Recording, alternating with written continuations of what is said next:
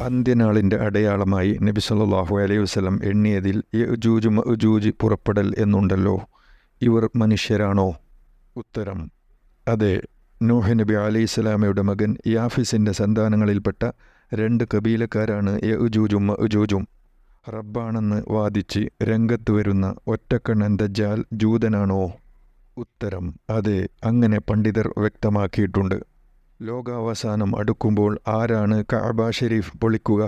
ഉത്തരം: Ethiopian നാട്ടിൽപ്പെട്ട negro വംശജനും ഇരുപാദങ്ങളുടെ മുൻവശം അടുത്ത് മടമ്പുകൾ അകന്നവനുമായ ഒരുത്തൻ കഅബ പൊളിക്കുമെന്ന് നബി സല്ലല്ലാഹു അലൈഹി വസല്ലം പറഞ്ഞതായി ബുഖാരിയിലുണ്ട്.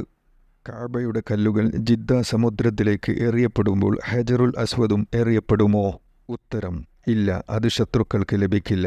ഹജറുൽ അസ്വദ് അബൂ ഖുവൈസ് പർവ്വതത്തിലേക്ക് ഉയർത്തപ്പെടുകയും പർവ്വതം അതിനെ വിഴുങ്ങുകയും ചെയ്യും. ഇതോടെ ഹജ്ജ്, ഉംറകൾ ഇല്ലാതാവും. ഇങ്ങനെയുള്ള ഒരു കാലം ഉണ്ടായ ശേഷമേ അന്ത്യനാൾ ഉണ്ടാവൂ എന്ന് നബി സല്ലല്ലാഹു അലൈഹി വസല്ലം പ്രസ്താവിച്ചിട്ടുണ്ട്. ഇബ്രാഹിം നബി അലൈഹിസ്സലാം പുത്രൻ ഇസ്മായിൽ നബി അലൈഹിസ്സലാമിൻ്റെ കഴുത്തിൽ കത്തിവെച്ചിട്ടുണ്ടോ? ഉത്തരം: ഇല്ല.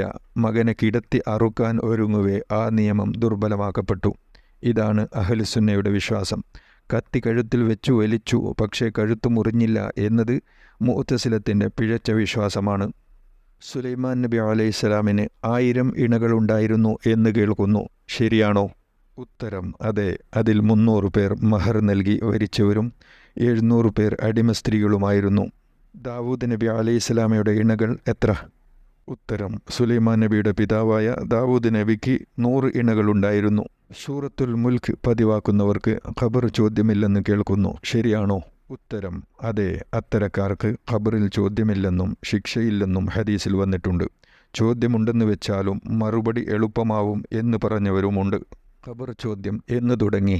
ഖബറിലെ ചോദ്യം മുഹമ്മദ് നബി സല്ലല്ലാഹു അലൈഹി വസല്ലമയുടെ ഉമ്മത്തിന് മാത്രമുള്ളതാണ്. ഖബർ ശിക്ഷ ആത്മാവിനോ ശരീരത്തിനോ? ഉത്തരം: രണ്ടിനും കൂടിയാണ്. മഹ്ശറയിൽ ഓരോ ഉമ്മത്തിനു വെള്ളം കുടിക്കാനായി ഓരോ റസൂലിനും ഹൗള് ഉണ്ടോ? ഉത്തരം: അതെ. നബി സല്ലല്ലാഹു അലൈഹി വസല്ലമയുടെ ഹൗളാണ് ഏറ്റവും മഹത്വമായത്.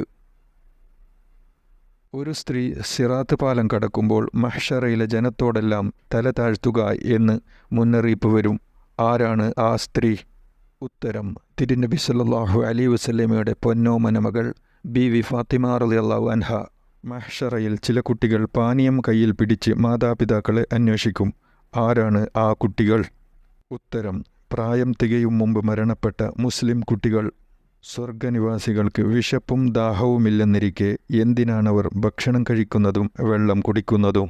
ഉത്തരം: ആനന്ദം എന്ന നിലയ്ക്ക്.